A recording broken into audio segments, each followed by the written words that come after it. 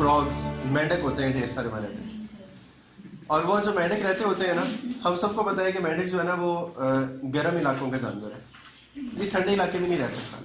मतलब हम में से भी कई लोग होते हैं जो थोड़े मरासी होते हैं तबीयत के, तो वो मेंढक भी ज़रा ना इसी तबीयत के होते हैं। तो वो ना जंगल में शुरू हो जाती है बर्फ़बारी।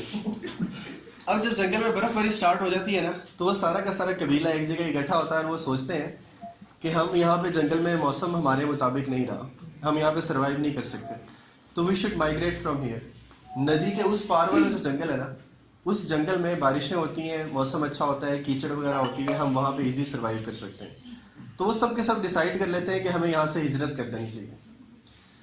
तो जब उन्होंने डिसाइड कर लिया ना कि माइग्रेट करना है, तो सारे ख़ानदान के मेंढक ना सवाल सून बांध के ना वहाँ से निकल पड़ते हैं कि दूसरे जंगल में जाना है। अब वो जो छोटे छोटे मेंढक होते हैं ना, बच्चे, वो बड़ा शरारतें करते हैं, टपदे थोड़ा आगे चले जाते हैं।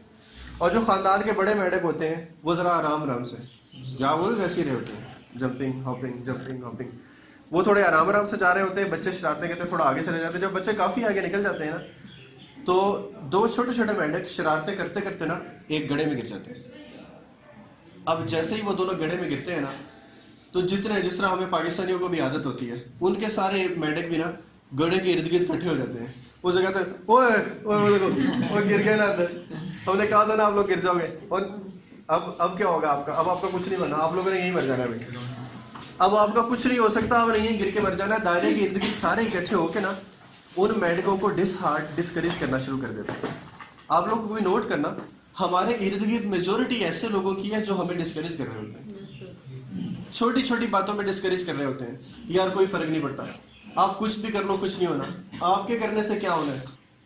तो उन दोनों मेंढकों में से एक मेंढक वो कोशिश करता है दीवार को चढ़ने की, पकड़ने की, कभी घास का कोई तिनका पकड़ के ग्रैब करके चढ़ने की कोशिश करता है, उसे नहीं चढ़ा जाता। नीचे जाके ना एक कोने में बैठ जाता है कि यार वाकई नहीं चढ़ा जाना, तो इतना ऊंचा खड़ा है।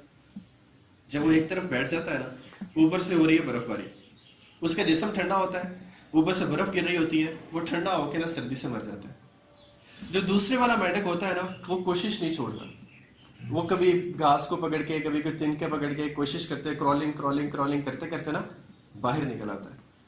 अब जैसे ही वो गड्ढे से बाहर निकल आता है ना, सारे उसको बड़ा अप्रिशिएट करते हैं, यार वो देख उसने हिम्मत हार दी थी, हिम्मत छोड़ दी थी, वो वहीं पे मर गया, और जो हिम्मत करता रहा था वो ऐसे ऐसा बाहर निकल आया।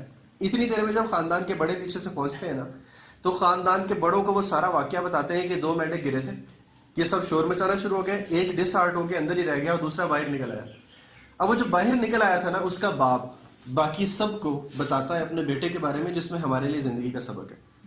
वो अपने बाकी कबीले वालों को बताता है कि मेरा ये बेटा जो बाहर निकल आया कोशिश कर करके, ये पैदाइशी बहरा है, इसको सुनता नहीं है, ही इज डेफ। जब ये सब लोग गड्ढे के किनारे पे इकट्ठे हुए थे ना और इशारा कर रहे थे ऊपर से कि तेरे से नहीं निकला जाना, तेरे बस का काम नहीं है, तो ही वॉज परसीविंग कि वो खड़े होकर उसको इशारे कर रहे हैं कि तू कोशिश कर, तू बाहर निकल आएगा। सिर्फ उसके अंदर से आवाज आ रही थी कि ये सारे के सारे मुझे कह रहे हैं कि कोशिश करो बाहर निकल आएगा, तो उसने बाहर निकल के दिखाया। जब भी आप चाहते हो ना कि किसी मुश्किल में गिरफ्तार हो, किसी मुसीबत में फंसे हुए, किसी गड्ढे में गिरे हुए हो, उससे बाहर निकलने का एक ही तरीका है, एक्ट डेफ। लोगों को ऐसे एक्टिंग करो जैसे आपको सुन ही नहीं रहा। जिस दिन आपको ये समझ आ जाएगी ना कि यू शुड एक्ट डेफ, आपको बहरे की एक्टिंग करनी है, आपके ऊपर किसी की नेगेटिविटी का असर